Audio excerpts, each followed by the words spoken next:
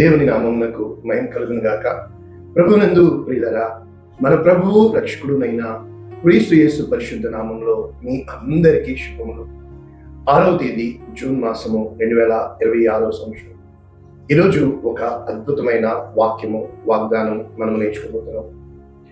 కనీసము ఈ వాగ్దానం మనం అర్థం చేసుకోగలిగితే అనేక మందికి పంపిస్తారు.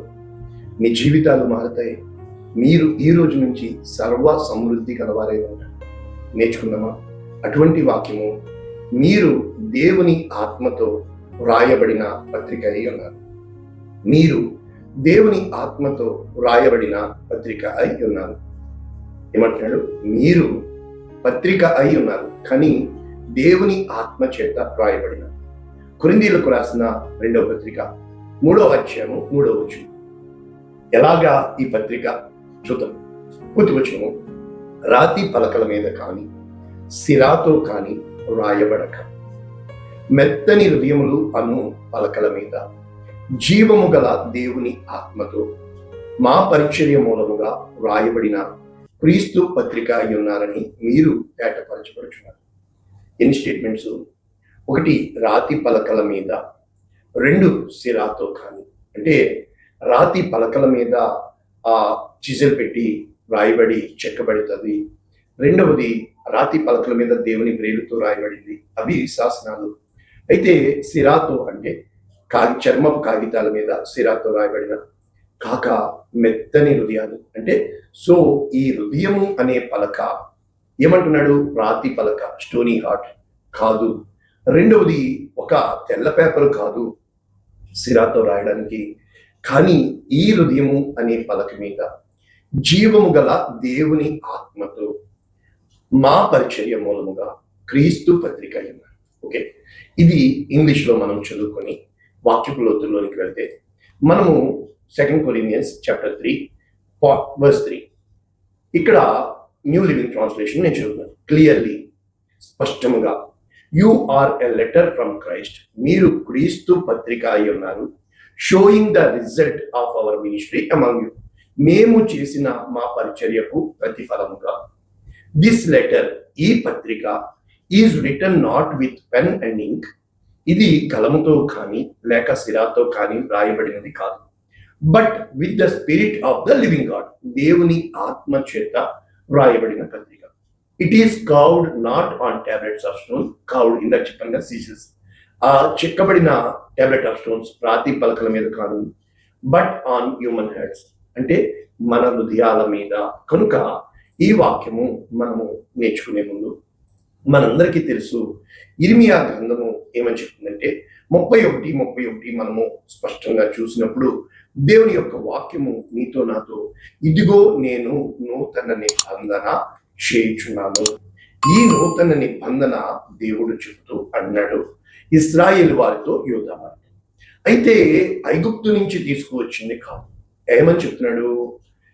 వారి మనస్సులలో నా ధర్మ విధి ఉంచుదని, వారి హృదయముల మీద దాన్ని వ్రాసిందని.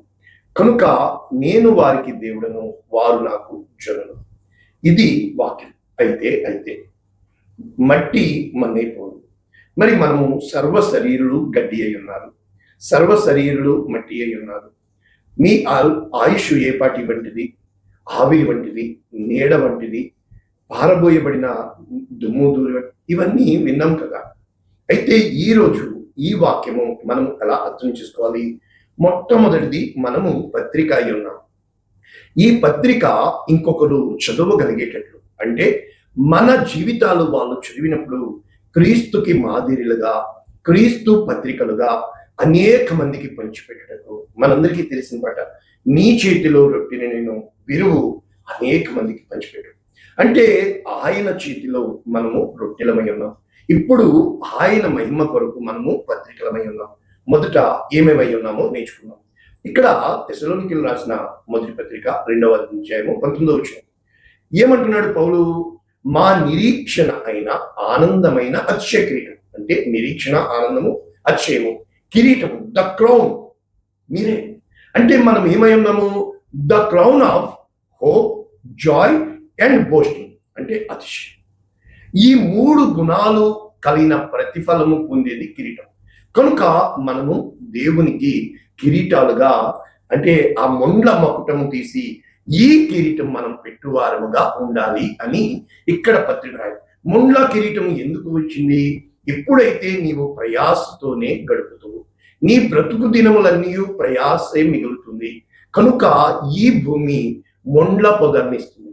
ఆ మొండ్ల పొదలు ఆయన తల మీద పెట్టబడింది.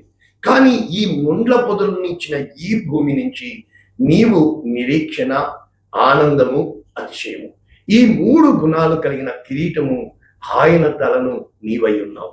ఇక రెండు అయిపోయినాయి, చాలా అయిపోయినాయి. ఇప్పుడు ఇక 3 ఎన్నోది చూద్దాం. కొరింథీయులకు రాసిన 2వ పత్రిక 1వ అధ్యాయం 21. మీతో కూడా క్రీస్తునందు నిలిచి ఉన్నట్లుగా మమ్మును స్థిరపరిచి అభిషేకించిన వాడు. ఎలాగా? ఆయన మనకు ముద్ర వేసి, అంటే ఇంగ్లీష్ లో సీల్డ్. ఇప్పుడు ఏదన్నా ఇంపార్టెంట్ డాక్యుమెంట్ అతి విలువైంది సీల్ వేస్తారు, అది ఎవరు తీసినా తెలిసిపోతుందని. మన హృదయములలో మనకు ఆత్మ అనుగ్రహించు, అంటే he sealed and put he spirit in us. చూసారా? అంటే మనం ఎంత విలువైన వారము అంటే ఆయన ఆత్మను ఉంచి ముద్రేశారు. He put his spirit in us and he sealed us. కాబట్టి ఇంకా నేర్చుకున్నాం. ఇప్పుడు కొరింథీయులకు రాసిన 1వ పత్రిక 3వ అధ్యాయం, మీరు క్రీస్తు వారు, క్రీస్తు దేవుడు. అంటే మనము మన సొంతం కాదు, వెలపెట్టి కొనబడిన వారము. ఆయన రక్తము కాచి మనల్ని కొన్నాడు. అంటే మనము ఎంత విలువ కలవాను, అంటే మనము మన సొత్తు కాదు. ఇక ఇదే 3వ అధ్యాయం 16వ వచనం, మీరు దేవుని ఆలయమై ఉన్నారు, దేవుని ఆత్మ మీలో. అంటే మనము we are the temple of God, living God, his spirit is in us. అంటే మనము దేవుని ఆలయమై ఉన్నాము, దేవుని ఆత్మ మనలో ఉంది. ఇంకా కొరింథీయులకు రాసిన 2వ పత్రిక 6వ అధ్యాయం 16వ వచనం, దేవుని ఆలయమునకు విగ్రహములతో ఏం పొందిక, మనము జీవము గల దేవుని ఆలయమై ఉన్నాము. ఎందుకు? నేను వారిలో నివసించి సంచరించి వారికి దేవుడనే ఉన్నాను. అంటే we are the temple of living God, మనము జీవము గల దేవుని ఆలయమై ఉన్నాము. ఆయన మనలో నివసించడానికి ఇష్టపడుతున్నాడు. ప్రభువు ఆత్మ మీ మీద నిలిచి ఉన్నది కనుక మీరు భయపడండి. అంటే మనలో పెట్టిన దేవుని ఆత్మ మనందరి పైన, దేవుని ఆత్మ మన పైన నిలిచి ఉంది కనుక భయపడవద్దు అని చెప్తున్నాడు. ఇంకా దావీదు ఏమంటాడు? జీవము గల దేవుని సైన్యమును తిరస్కరించుటకు సున్నతి లేని ఈ ఫిలిష్తీయుడు. అంటే మనం అందరము జీవము గల దేవుని సైన్యమై ఉన్నాం. చూసారా? కాబట్టి ఇప్పుడు ముగింపులోకి వెళ్తే ఇలా నేర్చుకున్న మనము ఎలా నేర్చుకోవచ్చు? ఒక్కసారి మనము వాక్యపు లోతుల్లోకి వెళ్ళిపోతే ఇక్కడ నేను చెప్పాలనుకున్నది ఏంటంటే కీర్తన 4 ఇక్కడ వచ్చిందండి. ఇప్పుడు లోతుగా వాక్యంలోకి వెళ్దాం. నా దేవా, నీ చిత్తము నెరవేర్చుట నాకు సంతోషం. అంటే మనము దేవుణ్ణి సంతోష పెట్టడము, ఆయన ప్రణాళికలో ఇమిడిపోవడమే మనకి అప్పగింపబడిన పరిచయం. నీ ధర్మశాస్త్రము నా అంతరంగంలో ఉన్నది. చూసారు? అంటే ఇప్పుడు ఈ ధర్మశాస్త్రము మన హృదయంలో ఉంది. ఈ ధర్మశాస్త్రము మొట్టమొదట స్టోన్ టాబ్లెట్స్, అంటే ఆ యొక్క రాతి పలకల మీద రాయబడింది. ఇక్కడ రోమీయులకు రాసిన పత్రికలో ఏమంటాడు 2వ వచనంలో, వారే ఆ ధర్మశాస్త్రమే. అంటే వారు, ఎగ్జాంపుల్ దావీదు ఏమంటాడు? దేవా, నీ ఎదుట నేను పాపము చేయకున్నట్లు నా హృదయమందు నీ వాక్యమును భద్రపరిచింది. ఏ రోజునైతే మన హృదయంలో దేన్ని భద్రపరుస్తున్నాము, దేన్ని మనము కలిగి ఉంటున్నాము, దేన్ని బట్టి మనము రియాక్ట్ అవుతున్నాము, దేన్ని బట్టి కార్యాలు చేస్తున్నాము, దేని కొరకు ప్రయాసపడుతున్నాము, దేని నిమిత్తము ఆశపడుతున్నాము, ఏ రోజునైతే ఇది మనము గ్రహించగలుగుతామో, ఈ విషయాల యందు మనము హృదయము పెడతాము. కనుక మనలో ఇంకా పాత ధర్మశాస్త్రం కొట్టివేయబడింది కదా? కాదు, ధర్మశాస్త్రము నెరవేర్చబడి ఉంది. ఎలాగా? ఈ స్టోన్ టాబ్లెట్స్, దౌ షల్ నాట్, నువ్వు ఇది కాదు, ఇది కాదు, ఇది కాదు, మరి ఏది? నీవు నా సొంతము అని, అంటే మెత్తని హృదయముతో వెళ్దాం. ఇక్కడ ఏమంటున్నాడు? యెహెజ్కేలుతో 2 సార్లు చెప్తున్నాడు దేవుడు, వారు నా కట్టడలను, అనగా యెహెజ్కేలు 11:19, నా విధులను అనుసరించి గైకొన్నట్లు వారి శరీరములో నుండి రాతి గుండెను తీసివేసి మాంసపు గుండెను ఇచ్చి ఏక మనసు కలుగు చేసి నూతన ఆత్మ. 3 సర్జరీలు చేస్తారంట. మొట్టమొదటిది రాతి గుండెని తీస్తాడట. తీసి రీప్లేస్మెంట్ ఏం చేస్తాడు? మాంసపు గుండె ఇస్తాడు. రెండవది ఈ మనస్సు ఏం చేస్తాడు? డబల్ మైండ్ని, కాన్షియస్ మైండ్ని, అన్కాన్షియస్ మైండ్ని, సబ్ కాన్షియస్ మైండ్ని తీసేసి ద స్టేబుల్ మైండ్, స్థిరమైన మనస్సుని ఇస్తాడంట. నిన్న సిద్ధ మనస్సు నేర్చుకున్నాం, ప్రిపేర్డ్ మైండ్. ఇక మూడవది ఏంటి? నూతన ఆత్మ పుట్టిస్తుంది, the new spirit. So born again experience, నూతన జన్మ అనుభవం. ఈ నూతన జన్మ అనుభవం రావడానికి మొట్టమొదటిది ఇష్టోన్ని తీసేస్తాడు. అంటే ఏది అయితే రాతి నేల అయిపోయిందో, ఎటువంటి ఎదుగుదల లేదో, విత్తనాలు పడుతున్నాయి కానీ రాతి నేల కదా, అది కిందకి వెళ్ళలేకపోతుంది, లోపలికి వెళ్ళలేకపోతుంది, పంట రావట్లేదు, కనుక కొంచెమే వస్తుంది. ఎప్పుడైతే మెత్తటిగా అంటే దున్నబడాలి, నీరు పట్టబడాలి, అది చదును చేయబడాలి, అప్పుడు విత్తనం వేసి దాని చుట్టూ గట్టు కట్టి, దిస్ ఈస్ ఎ ప్రాసెస్. రెండవది అంటే మొట్టమొదట నీ హృదయంతో ద సబ్జెక్ట్. మనలో 3 ఉన్నాయి కదా, ప్రాణ, ఆత్మ, దేహం. అంటే ఈ మైండ్, ప్రాణము అన్నాం కదా, మనస్సు. ఈ మనస్సుని సర్జరీ చేస్తాడు. ఈ మనస్సుని ఏ విధంగా సర్జరీ చేస్తాడు? ఏక మనస్సు అంటే స్థిరమైన మనస్సు. చంచలమైన మనస్సు వంచన చేసి నడుపును తప్పు మార్గము, కనుక స్థిరమైన మనస్సుని నీలో కలిగిస్తాడు. దావీదు అంటాడుగా, స్థిరమైన మనస్సు నాలో నూతనంగా పుట్టించు. కనుక ఇక ఈ స్థిరమైన మనస్సు అయిన తర్వాత నూతన ఆత్మ అనుభవం, ద న్యూ స్పిరిట్. ఎప్పుడైతే నూతన ఆత్మతో అంటే నిన్ను రెన్యూ చేస్తాడు, నిన్ను రివైవ్ చేస్తాడు, ఉజ్జీవింప చేస్తాడు, నూతన పరుస్తాడు, రీక్రియేట్, ప్రతి సృష్టిగా చేస్తాడు. ఎప్పుడైతే చేస్తాడో ఇవే వాక్యాలు ఎహెజ్కేలు 36:26. నూతన హృదయము నీకు ఇస్తాను, నూతన స్వభావము కలుగు చేస్తాడు. అంటే ఇక్కడ ఏమంటున్నాడు? ఎప్పుడైతే హృదయము మారుతుందో ఆలోచించే విధానం మారుతుంది, దాన్ని బట్టి నీ ప్రవర్తన మారుతుంది, భావము, స్వభావము, భావాలు మారుతాయి. అప్పుడు రాతి గుండె మీలో నుండి తీసివేసి మాంసపు గుండె మీకు ఇస్తాను. ఏమంటున్నాడు? నా ఆత్మను మీ అందుంచి. చూశారు అంటే ఇక్కడ మళ్ళా 3 సర్జరీలు. ఈ సర్జరీలు చేసే ముందు స్టేజెస్ మనం చూస్తే ఈ ఎహెజ్కేలు 36వ అధ్యాయంలో ఎలా మాట్లాడుతున్నాడు దేవుడు? మొట్టమొదట ఎక్కడి నుంచి మనం ఇది చదువుకోవచ్చు అంటే 22వ వచనం నుంచి. ఇశ్రాయేలీయులకు ఈ మాట ప్రకటించింది, ప్రభువు యెహోవా సెలవిచ్చినది, ఇశ్రాయేలీయులారా, మీ నిమిత్తము కాదు, అంటే ఈ కార్యాలన్నీ మన కొరకు కాదు, అన్యజనులలో మీ చేత దూషణ పొందుచున్న నా పరిశుద్ధ నామము నిమిత్తము నేను చేయబోదాన్ని అంటే దేవుడే పూనుకుంటాడు. Let God do it. దేవుడిని చేయనివ్వండి. అన్యజనుల మధ్య మీరు దూషించిన నా ఘనమైన నామమును నేను పరిశుద్ధ, అంటే దూషణకు గురి అయిన ఆయన నామమును మీ ద్వారా పరిశుద్ధపరచుకుంటాడు. ఇది మీకు అర్థమైపోయింది ఇప్పుడు. అంటే ఏ ఆత్మని మన యందు ఉంచాడో, ఏ మహిమను మన యందు ఉంచాడో, ఏ ఆశాభావం మన యందు కలిగి ఉన్నాడో ఆయన తిరిగి ఆ కార్యాలు చేయడానికి ఇష్టపడుతున్నాడు. ఏమన్నాడు? మొట్టమొదట నేను పరిశుద్ధపరచుకునగా నేను దేవుడనని వారు గుర్తిస్తారు. కనుక స్టేజెస్. అన్యజనుల నుండి మిమ్మును తోడుకుని ఏ ఏ దేశములకు తరిమి వేశానో తిరిగి స్వదేశమునకు తీసుకొస్తాడు. 1, తిరిగి తీసుకొస్తాడు.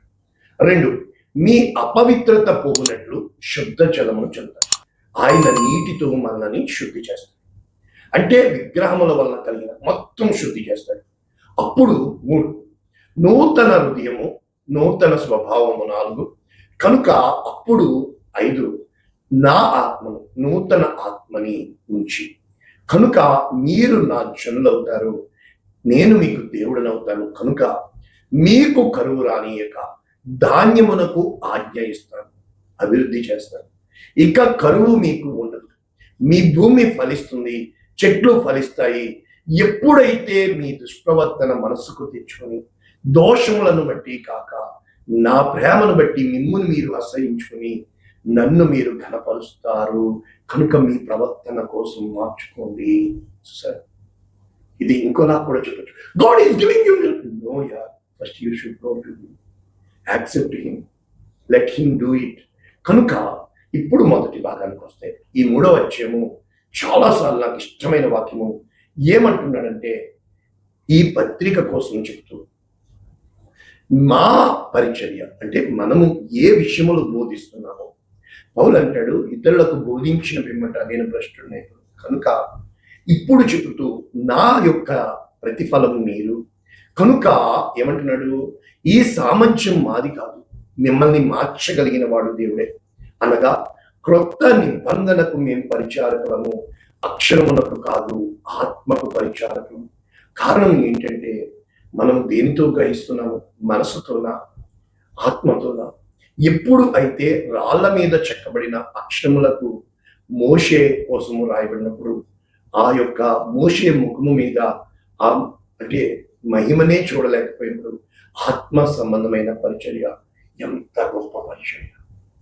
ఈరోజున ముగింపు వచనంలో పేతురు గారి కోసం చదువుతూ, పేతురు గారు రాసిన మొదటి పత్రిక మనందరికీ తెలుసు, చాలా అద్భుతమైన ఈ వాక్యాలు 2వ అధ్యాయంలో ఉంటుంది. ప్రభువు దయాళుడు అని మీరు చూశారు కదా. అయితే సమస్తమైన దుష్టత్వము, కపటము, వేషధారణ, అసూయ, సమస్త దూషణ మాటలు మాని క్రొత్తగా జన్మించిన శిశువులను, అంటే Born again experience, new Born child, నిర్మలమైన వాక్యము అను పాల వలన రక్షణ విషయంలో ఎదుగుని. అంటే నీవు నేను రక్షణలో ఎదగాలి అంటే వాక్యములో ఎదగాలి. కనుక ఇక్కడ రాయబడుతుంది, మనము దేవుని మందిరము ఏ విధముగా కట్టబడుతున్నాము, మనుష్యుల చేత విసర్జించబడినను దేవుని దృష్టికి ఏర్పరచబడిన అమూల్యము సజీవమునైన రాయినందుకు వచ్చాము. కనుక అంటే యేసు క్రీస్తు ద్వారా ఒకటి దేవునికి అనుకూలములను ఆత్మ సంబంధమైన బలులు అర్పించినట్టు పరిశుద్ధ యాజకులుగా ఉన్నట్లు సజీవమైన రాళ్ల వలె ఆత్మ సంబంధమైన మందిరముగా కట్టబడి, మనము ఆత్మ సంబంధమైన మందిరముగా కట్టబడాలి. ఈ విధముగా కట్టబడినప్పుడు దేవుని ఆత్మ మనలో నివసిస్తాడు. ఎలాగా? ఒకటి, దేవునికి అనుకూలముగా ఆత్మ సంబంధమైన బలులు అర్పించటకు పరిశుద్ధ యాజకులుగా ఉన్నట్లు మనము ద లివింగ్ స్టోన్ గా మారాలి.